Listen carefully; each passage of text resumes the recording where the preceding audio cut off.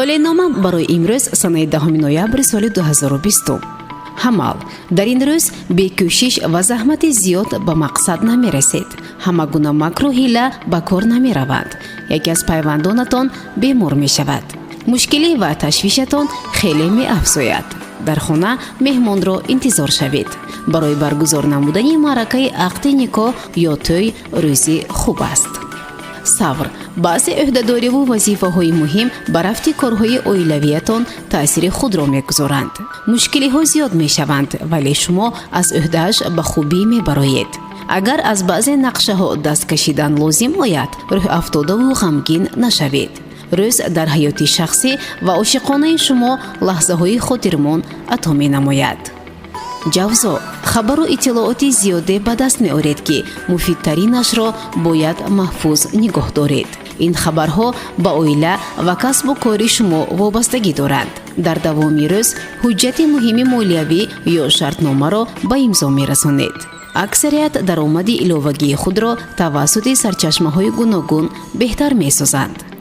саратон аз ҷониби ҳамкорон, мизоҷон ё ҳамсояҳоятон мавриди фиребу сӯистифода қарор гирифтан шуморо асабӣ мегардонад. занги телефонияро интизор мешавед ва аз хабаре ки дер боз интизораш будед қаноатманд мегардед. бо унвони мучали саратон бо дӯстдоштаи худ лаҳзаҳои хотирмонро сипарӣ менамоянд.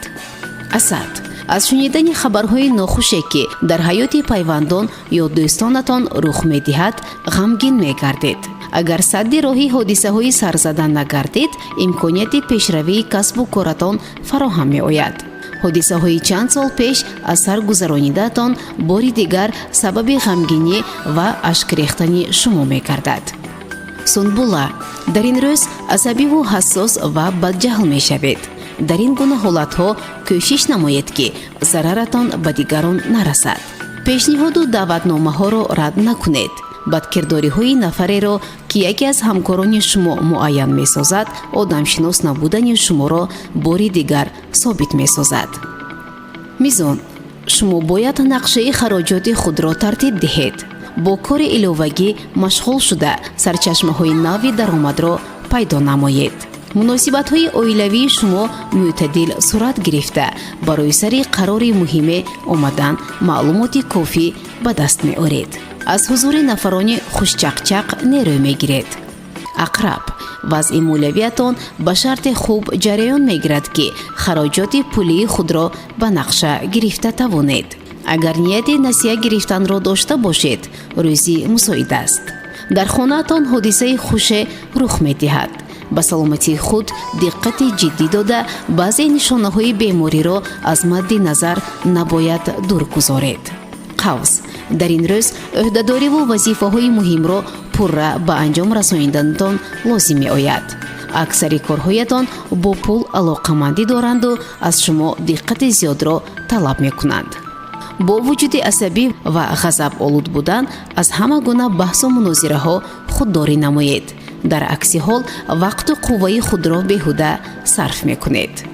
ҷаддӣ дар ин рӯз танҳо бо корҳое машғул шавед ки аз ӯҳдааш баромада метавонеду барояш вақту имконият доред. мардони мучали ҷаддӣ вақти бештари худро дар оила мегузаронанд. бо унвон аз баъзе ҳодисаҳо дилгиру рӯҳафтода мешаванд. аз робита бо нафароне ки ба шумо майл доранд дурӣ наҷӯед. далв ӯҳдадориҳои корӣ, вохӯриҳо ва кор бо ҳуҷҷатҳо зиёд мегарданд. хабари тавлидёбӣ тифлро мешунавед. саломатии худро аз ҳама гуна инфексия, вирус ва корҳои ҷисмонӣ ҳифз намоед. хабару иттилооти аҷиб мешунавед. ба ҳар коре ки даст мезанед нағзакак санҷидаву оқибаташро андеша намоед. ҳуд барои он ки ба гирдоби ғаму ғусса ғӯтавар нагардед, дар ин рӯз аз ҳад зиёд соддаву зудбовар нашавед ва аз нафарони дурӯяву дурӯғгӯ дурӣ ҷӯед. вохӯриҳо бо дӯстони наву дерин пур аз эҳсосот мегардад. мардони дар мучали ҳуд тавлид ёфта аз ҳодисаҳои сарзада ба ҳайрат меоянд. нақша